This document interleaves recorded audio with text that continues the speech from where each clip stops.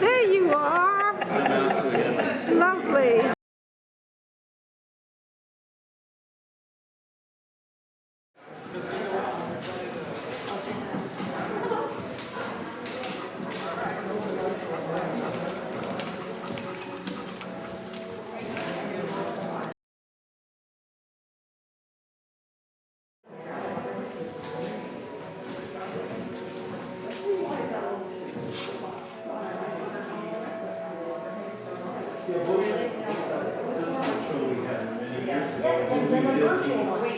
And that's what I taught. I taught from background.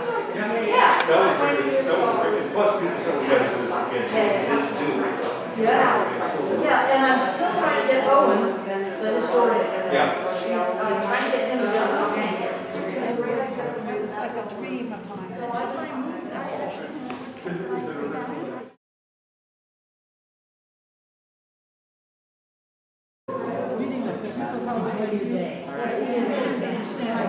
oh yeah. I'm at my garden. I'm very, very sad. It's really dry.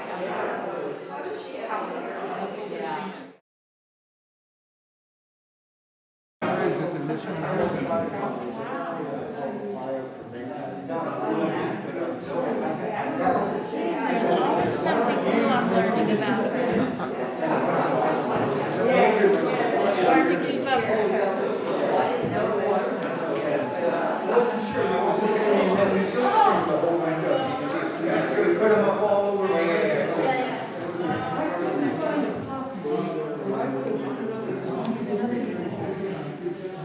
Hi guys. Hi, how are you? Good. Hi. Hi, how are you? And I feel like I'd be speaking to the choir. With your opinions? Yeah, Yeah. exactly.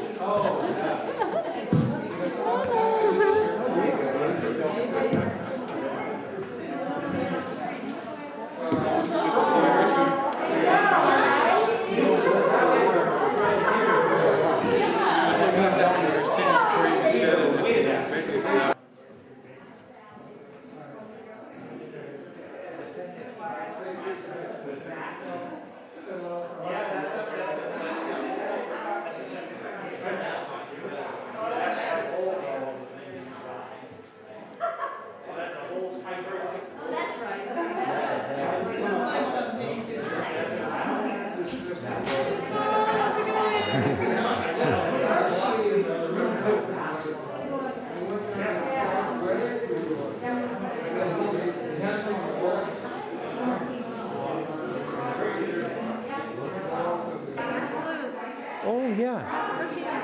Beautiful. I'll be right there. Yeah.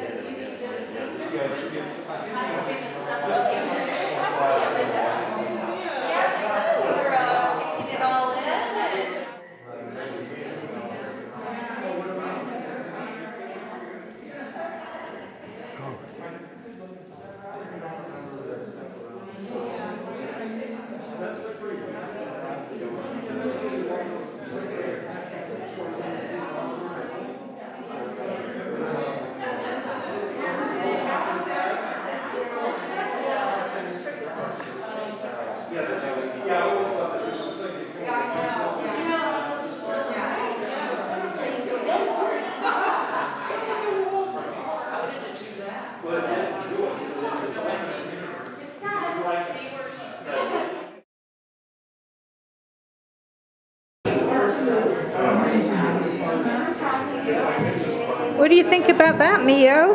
I'm just amazed that he said it only takes him 2 weeks. 2 weeks Look at that. to do this very detailed lino Yeah, I cut? can't believe it. Wow.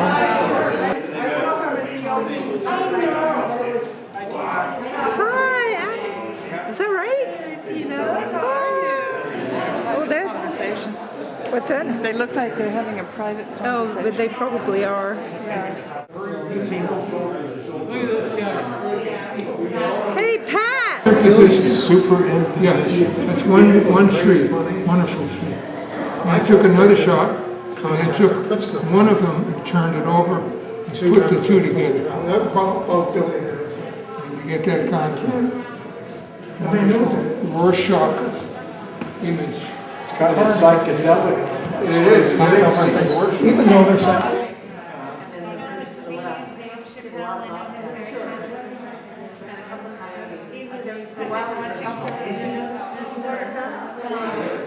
And he said that, yeah, he needed to let go of the handcuffs and learn to refine I just had to sell the best. I love the belly button one. And that's her family. The father,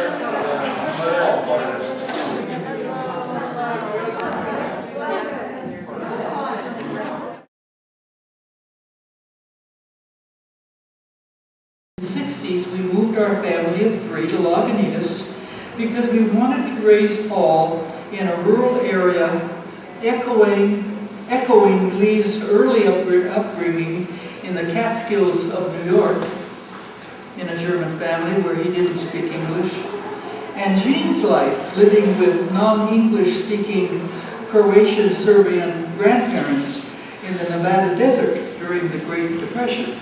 My mother had my brothers, and it was difficult. He was difficult. And so I was sent off to mining town in Nevada and lived with my grandparents who didn't speak English. Kids are very malleable. I speak Serbian, Croatian fluently, probably rusty today, but I love the language. And I love my grandmother because she'd teach me songs like Ja sam cura malena, aca puci malena, ako sad ću redovej, za mene su skrojeni. But the little songs that come back from your childhood.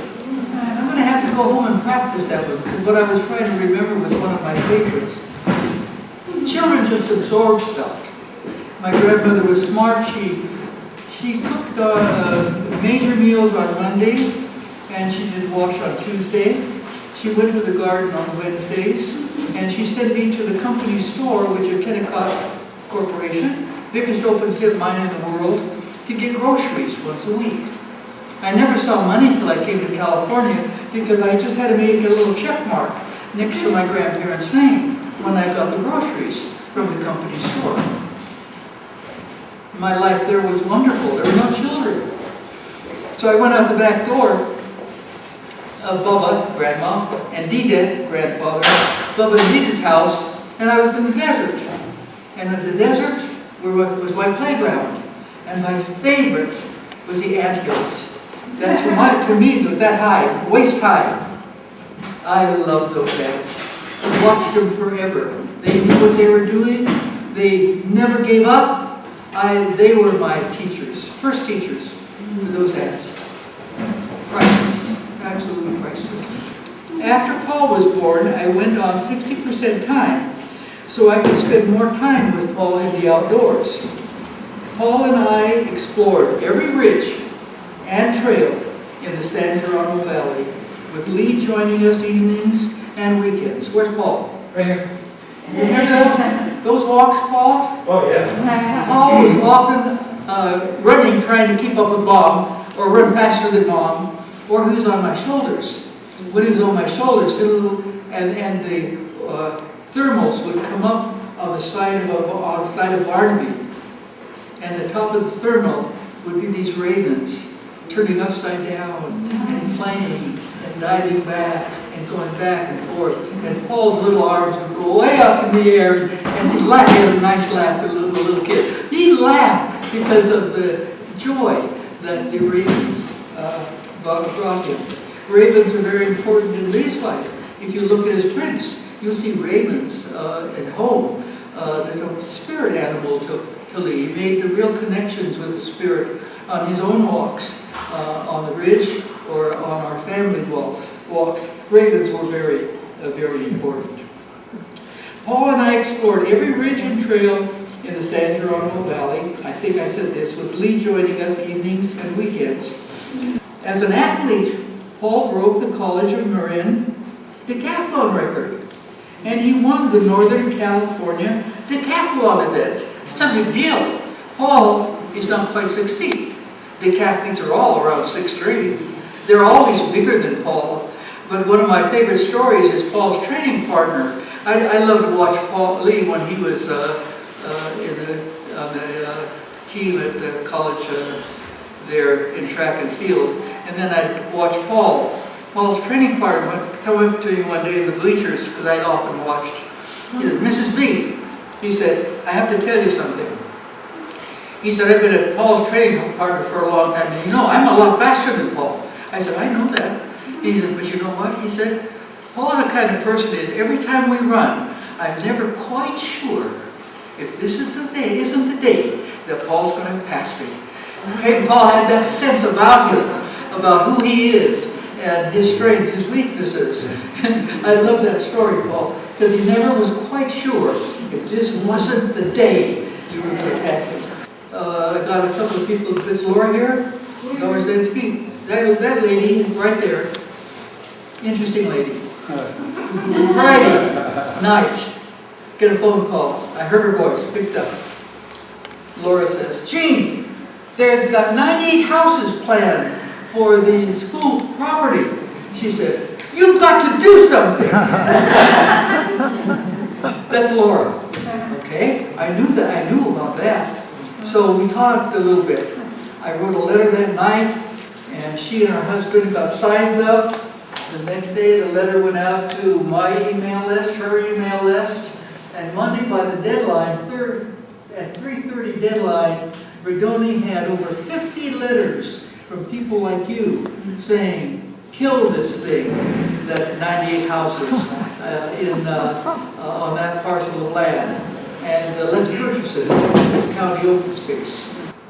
Our family founded the Wilderness Way Environmental Center in 2001. Wilderness Way is located next to Lagunitas School parking lot with 2 large classrooms. One room houses environmental teaching materials, displays, and a strong American Indian Miwok section. The other room is set up for meetings, breakout space, and contains a valley library that will have a grand opening soon. Lee was the president of his high school. He was an athlete, football player, and he had one of these jackets, you know, those letter jackets. We were going into this class of 200. I sat down, and he came up the stairs with his jacket on, blonde, good-looking son of a gun. Obviously an athlete. And I looked at him, and he went into the row behind me, and he happened to sit right behind me. Well, we were waiting for the teacher to start the class, and he starts telling about this play he'd seen at the Curran Theater. And what he said was so interesting and so intelligent, I said to myself, that can't be the guy that walked up. That can't be the guy. So Jean turned around, looked at him and said, you sure don't look like anybody who'd say something like that. And then he turned around. He tells me he spent the whole time wondering what I meant, what I said, and who I was. And that started our friendship. And that blossomed and went on. Yes? If you feel like sharing, what is the most magical, special place in Marin County that you really love? Talk again. What's the most magical, special spot in Marin County that you really love? Magical? Yes. Oh, shit. Is there a single place in Marin? Barnaby Ridge. Barnaby Ridge. Paul, when he was little, and Lee, we had many dinners. We walk out of our cabin, go up to the ridge, and have dinner. Looking out, sometimes the fog would be coming in, sometimes it was clear. That was a magical place. And when and Paul and I would walk that ridge up to the Barnaby Lookout Tower, and then walk the trail. And so to me, Barnaby is the special place for me. If I lived in Woodacre, it would be the ridge above me. there in Woodacre, and the other villages would be St. Geronimo Ridge probably. Any other questions? Richard, you're dying to say something. I'm bursting to say Oh. something. I cannot imagine talking about what a magical place and a wonderful place this valley is without recognizing your contribution to having made it so. You have contributed more to making this place magical and preserving it than anyone I can think of. Your contribution is so huge, I could talk about it for hours.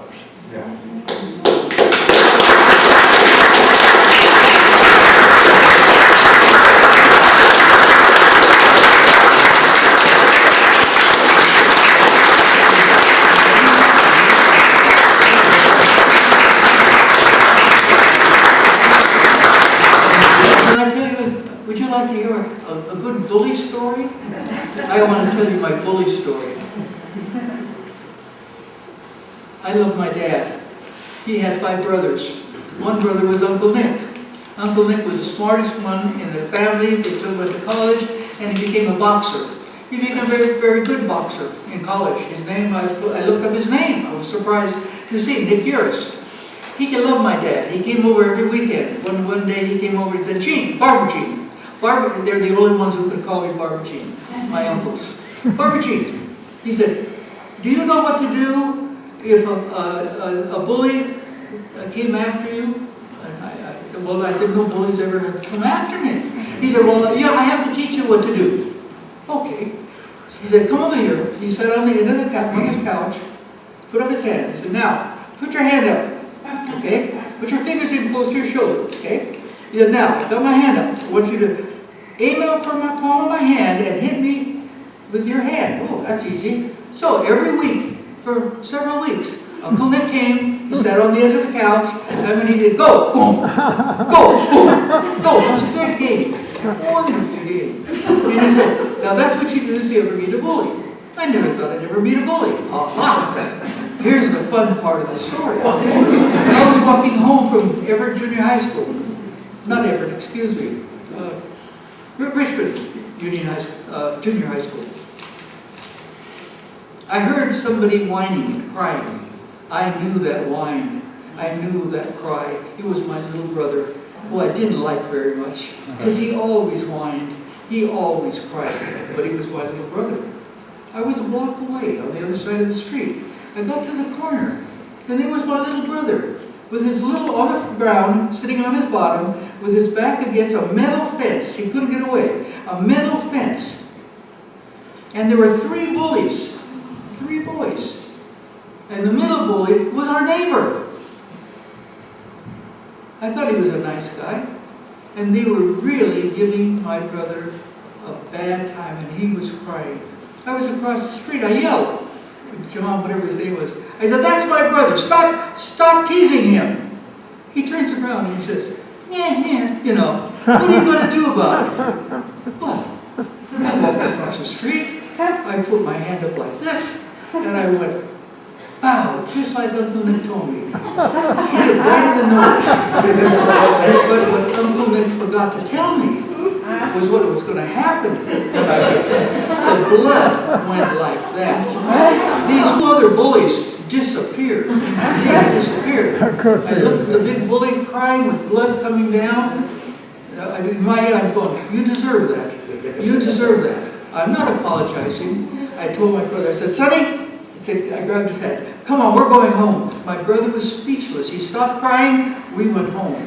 I'll tell you, I came to school the next day. The boys stood clear of me. I didn't notice it right away. Teacher came up. Nice teacher. Jean. She's Barbara Jean. She said, "I hear you hit so-and-so. And you made his nose bleed." I said, "That's right." She said, scolding, "Why did you do that?" Boy, I said, "He was teasing my brother, and he wouldn't stop. So I stopped him." that ended that conversation. I was very popular. I was really very popular. Isn't that a good story? That's my favorite word story. Well, are you done? You want to hear another story? Paul and Tina are here. They'll be living in our house on the slopes of Mount Barnaby and 23 acres. I know Paul and Tina, they'll hike all the time. Where's Tina? There she is. I challenge anybody to hike as far as Tina can hike. She can out-hike anybody in this room, I'm convinced. And it's wonderful to have her in the family. And Tina's going to be retiring from her nursing job at the end of the year. And I expect her and Paul are going to do a lot of hiking and traveling and so on. Well, I think thank you for the ovation. Richard, thank you.